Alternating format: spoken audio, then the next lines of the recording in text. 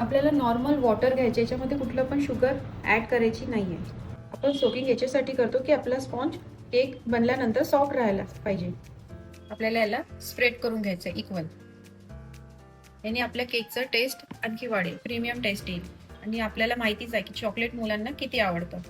आपण याच्यात थोडे चोको चिप्स ॲड करू. तुम्ही डार्क अँड व्हाईट कुठले पण ॲड करू शकता जे तुम्हाला आवडतं. त्यानंतर आपण जी ब्रेडची सगळ्यात वरची लेअर कट केली त्याला आपल्याला मध्ये ठेवायचं आहे.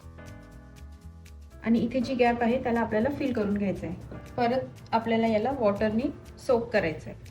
जितकं कमी होईल तितकं कमीत कमी क्रीमचा यूज करायचा. जी सगळ्यात खालची लेअर होती ती सगळ्यात वरती ठेवायची आपल्याला. तर आपण याला क्रीमनी कव्हर करू.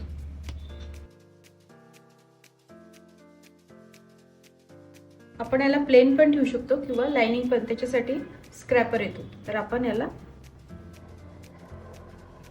जो चॉकलेट केक बनवलेला आहे ट्रफल, त्याला आपण 10 मिनिटं फ्रीझर मध्ये सेट करून घेतलेला आहे. आणि जे ट्रफल बनवलेलं आहे त्याला आपण आता केकवर पोर करू. टॉपिंग साठी Oreo biscuit, KitKat chocolate, dark fantasy. आता छानपैकी आपण केकला डेकोरेट करूया.